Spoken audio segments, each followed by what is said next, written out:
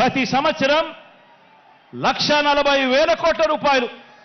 అంటే మనం ఎంతో కష్టపడితే ఎక్కడా లంచాలు లేకుండా ప్రజల చేతికే ఇస్తే గతంలో ఎప్పుడూ జరగని విధంగా పాలనలో ఎన్నో మార్పులు తీసుకువచ్చి మరీ పాలన చేస్తే మీ బిడ్డ ప్రభుత్వం ఎప్పుడూ జరగని విధంగా లంచాలు లేకుండా వివక్షలు లేకుండా పూర్తిగా కట్టడి చేసి ఎంతో కష్టపడితే ఇవ్వగలిగింది సంవత్సరానికి 75,000 కోట్లయితే మరి ఇవాళ చంద్రబాబు నాయుడు గారు చెప్తా ఉన్న హామీలు ఇప్పటికే 1,40,000 కోట్ల రూపాయలు దాటుతా ఉన్నాయి అంటే ఇక ఆలోచన చేయండి. ఈ పెద్ద మనిషి చంద్రబాబు నాయుడు గారు చెప్పే ఈ హామీలు మళ్ళీ ప్రజలను ఎంతగా మోసం చేసేందుకు చెప్తా ఉన్నాడో అని ఒక్కసారి ప్రతి ఒక్కరూ కూడా ఆలోచన చేయమని అడుగుతా ఉన్నా. మరి ఈ డబ్బు ఎక్కడి నుంచి తెస్తారు అని అంటే చంద్రబాబు గారు మాట్లాడరు. ఇదే అంశాల మీద సుదీర్ఘంగా కూడా ప్రజలందరికీ కూడా తెలియాలి అని అసెంబ్లీలో సుదీర్ఘంగా దీని గురించి వివరించడం కూడా జరిగింది.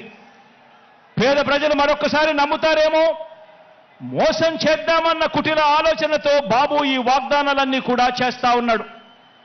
ఎలాగో అబద్ధాలు చెప్పేటప్పుడు ఆ అబద్ధాలకు హద్దులు ఎందుకని, భావదారిద్ర్యం ఎందుకని చంద్రబాబు నాయుడు గారు అబద్ధాలు చెప్పే సిద్ధాంతాన్ని నమ్ముకున్నాడు.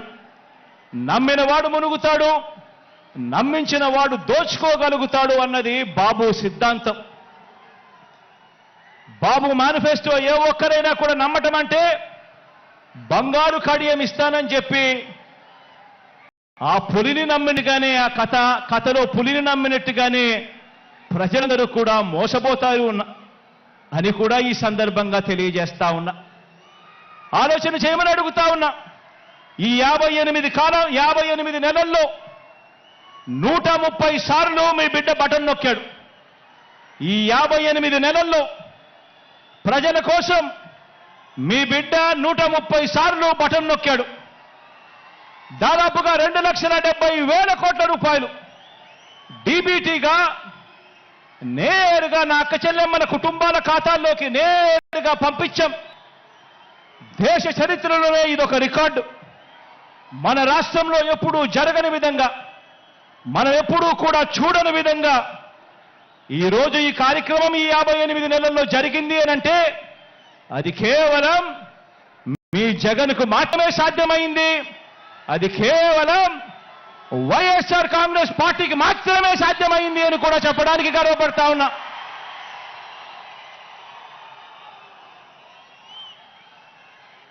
ఇవన్నీ కొనసాగాలంటే ఈ ప్రయోజనాలు అందుకున్న ప్రతి ఒక్క కుటుంబం, ప్రతి ఒక్కరూ కూడా మనకు స్టార్ క్యాంపెయినర్గా వీళ్ళందరూ కూడా కుటుంబాలు బయటికి రావాలి. వారు ఓటు వేయడమే కాకుండా 100 మందికి చెప్పి ఓటు వేయించాలి. ప్రతి ఒక్కరూ కూడా ప్రతి ఒక్కరి దగ్గరికి వెళ్ళి ఓటు వేయించడమే కాకుండా ప్రతి ఇంట్లోనూ కూడా చెప్పాలి. పొరపాటు జరిగితే పేదవాడి భవిష్యత్ అంధకారం అవుతుంది అని చెప్పి ప్రతి ఇంట్లోకి వెళ్ళి చెప్పాలి. ప్రతి గ్రామంలోనూ వెళ్ళి వివరించాలి. పార్టీ కార్యకర్తలు, నాయకులు, అభిమానులు, వాలంటీర్లు మీ పాత్ర ఎంతో కీలకం. ప్రతి ఇంటికి, ప్రతి పేదకు, ప్రతి ఓటరుకు ఈ ఎన్నికలు ఎంత ముఖ్యమో ప్రతి ఒక్కరూ కూడా వివరించాల్సిన అవసరం ఉంది. ఈ ఎన్నికల్లో వేసే ఓటు వచ్చే 5 సంవత్సరాలలో వారి భవిష్యత్తును ఎలా మారుస్తుందో వివరించటం చాలా అవసరం. 2019 ఎన్నికలకు ముందు మీ జగన్ ఒక మాట చెప్పాడు, గుర్తుందా? 2019 ఎన్నికలకు ముందు మీ జగన్ ఒక మాట చెప్పాడు. ఆ మాట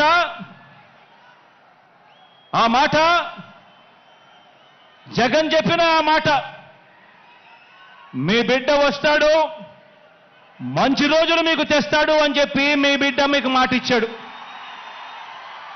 2019లో జగన్ ఈ మాట చెప్పాడు. ఈరోజు మళ్ళీ మీ అందరికీ 5 ఏళ్ల తర్వాత మీ బిడ్డ మరో మాట చెప్తా ఉన్నాడు. నేను చెప్పే ఈ మాటను ప్రతి ఊరిలోనూ చెప్పండి, ప్రతి ఇంట్లోనూ చెప్పండి, ప్రతి గడపకు వెళ్ళి చెప్పండి ఈ మాటను. పేదవాడి భవిష్యత్ బాగుపడాలంటే, జరుగుతున్న ఈ మంచి కొనసాగాలి అనంటే మళ్ళీ జగనన్నే తెచ్చుకుందాము అని చెప్పి ప్రతి ఇంటికి వెళ్ళి చెప్పండి, ప్రతి ఊర్లోనూ వెళ్ళి చెప్పండి, ప్రతి గడపకు వెళ్ళి చెప్పండి. పేదవాడి భవిష్యత్ బాగుపడాలంటే, జరుగుతున్న ఈ మంచి కొనసాగాలంటే మళ్ళీ అన్నను తెచ్చుకోవాలి అని చెప్పి ప్రతి ఇంటికి వెళ్ళి చెప్పండి. మన అన్న సీఎంగా తెచ్చుకుందాము, మన అన్న ప్రభుత్వాన్ని మనమే రక్షించుకుందాము. బాబు అనే మాయలోడి వలలో పడవద్దు అని ప్రతి ఇంటికి వెళ్ళి చెప్పండి. మళ్ళీ అన్ననే సీఎంగా తెచ్చుకుందాం, మరింత మంచి అన్నతో చేయించుకుందాం. మనందరి చల్లని దీవెనలతోనే ఇది సాధ్యమవుతుంది అని చెప్పి ప్రతి ఒక్కరికి వెళ్ళి చెప్పండి. మీకోసం నిలబడిన మన అన్న మీద అరడజను పార్టీలు బాణాలు ఎక్కుపెట్టాయి.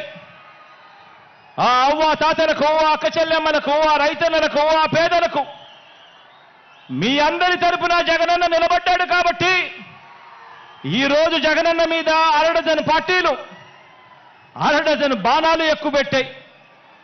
అయినా అన్న పొత్తులను నమ్ముకోలేదు. అన్న మనల్ని నమ్ముకున్నాడు, ఆ దేవుడిని నమ్ముకున్నాడు.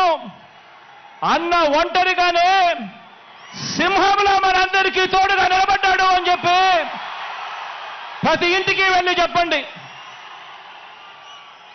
మన అన్న ప్రజల్ని, దేవుడిని తప్ప పొత్తుల్ని, ఎత్తుల్ని నమ్ముకోలేదు. మన అన్న ఎప్పుడూ మోసాలు చేయలేదు, ఎప్పుడూ అబద్ధాలు చెప్పలేదు, ఎప్పుడూ జిత్తులను నమ్ముకోలేదు మన అన్న అని చెప్పి ప్రతి ఇంటికి వెళ్ళి చెప్పండి. మన అన్న నమ్ముకున్నది తాను చేసిన మంచి జరిగిన ప్రజల్ని మాత్రమే మన అన్న నమ్ముకున్నాడు అని ప్రతి ఇంటికి వెళ్ళి చెప్పండి. మళ్ళీ మన అన్నను గెలిపించేందుకు మనమంతా కూడా చెయ్యి కలపాలి, మనమంతా కూడా ఒక్కటి కావాలి, మనమంతా కూడా సిద్ధమని చెప్పాలి అని చెప్పి ప్రతి ఇంటికి వెళ్ళి చెప్పండి.